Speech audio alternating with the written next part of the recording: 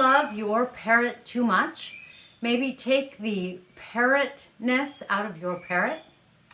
Hi, I'm Kaylin, the author of the Parrot Bliss Bond. Please be sure to get your copy on Amazon.com so that you have your handbook to providing everything you need for your parrot to have a quality life so that you can have quantities of bliss.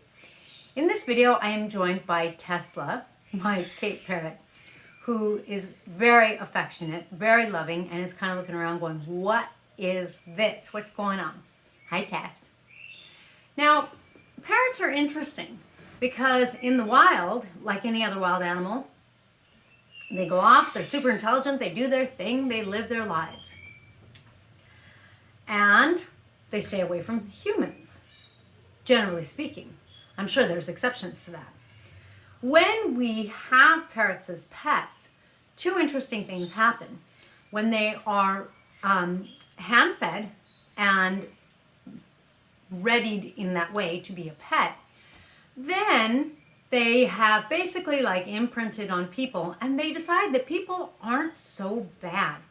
Maybe people don't have to be avoided. Maybe people will pet them and do everything that's needed to provide a quality life so that your parrot and you can then have that blissful bond. So we have two extremes, right? We have the wild parrot, we have the tame parrot, and the tame parrot, as we know, can get lonely.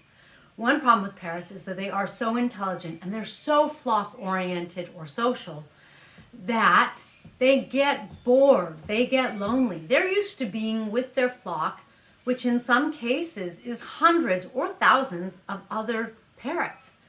And when they are left alone in their cage, you know, that's just kind of cruel, right? What is a parrot going to do alone in their cage? Often pluck their feathers. It's heartbreaking, of course. How do you find the balance? You want your parrot to be a parrot. You want your parrot to be a pet or a companion. You don't want a wild parrot, but you also don't really want a super dependent parrot.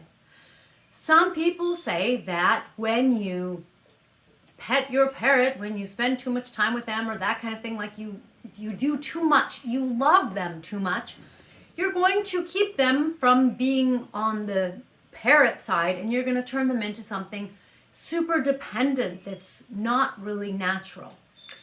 Now, that's not accurate and it's not inaccurate. And what I mean by that is, it's true, you want your parrot to remain and keep some of his or her parrotness.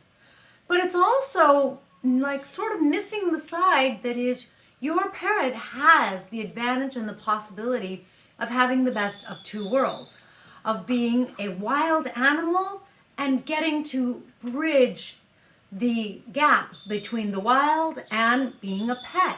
They can also relate with humans, have fun with humans, have a great life, have a life where all of the quality things like a clean cage, a healthy environment, the right foods are provided for them.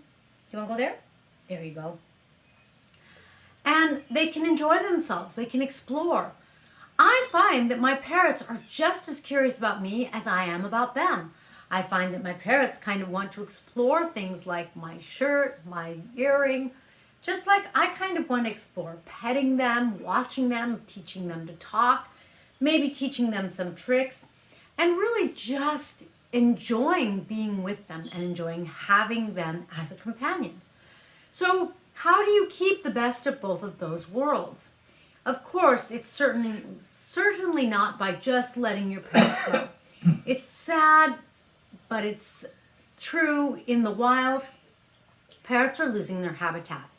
If it weren't for people having parrots as pets, a lot of parrots would probably be going extinct. There are some species that are extinct and some that are going extinct as is. So that extreme doesn't work, and keeping your parrot just locked up in the cage doesn't work, of course. Boy, that doesn't give your parrot either world. They're not wild and they're not really a companion pet or an omnivore. Huh, Cassie? So how do you bridge those two worlds? I think one of the most important things you can do is make sure to have 2 parrots of each species. I know that that could be perhaps twice the work, twice the money. Some parrots are expensive and it may not be economically feasible. If it's not, consider at least having 2 parrots, even if they're different species, so that your parrot has a flock. Because there is something about a parrot being able to relate to another parrot, especially when it is a parrot of its own species. I see my parrots relating with other parrots, and they don't relate, generally speaking, with other species the same way as they do with their own species. With their own species, it's the most relating. With other species, it can be ear nibbling. Oh wait, no, that's humans. With other species, you know, one of the things that happens is they just feel like they're in a place where there are birds, and that's calming and soothing to them.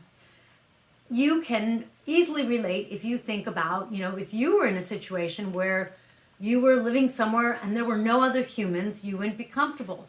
If all of a sudden there was another human that didn't speak your language, it would still be better than having no other humans. But if there could be at least one other human who actually spoke the same language as you, you'd feel a lot more comfortable. It's sort of like that. So don't break your parrot's spirit. Give your parrot the best of both worlds. As best you can, spend some time letting them maybe not nibble on your ear. Get over here. But spend some time with your parrot. You know, you don't have to always be engaging with your parrot. You can also coexist with your parrot. They can just be in the same room on a perch, enjoying the day, doing their thing, maybe at their PlayStation, eating their food, playing with a toy, biting at some wood.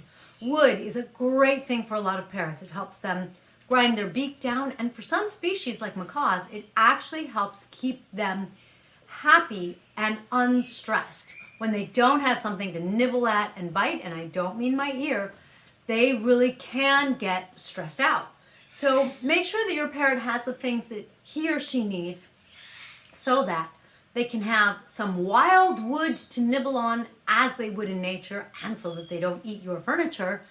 And at the same time, they get to enjoy not only the quality that you can offer of a wonderful life where they don't have to worry about predators, and they can just enjoy and have fun with another bird, with you, because they can definitely do both.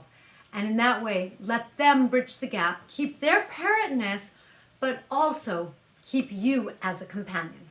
Thank you so much for joining me in this video. If you have any questions about parrots, please be sure to comment below, and then we will catch you on the next ear nibbling video. See you next time.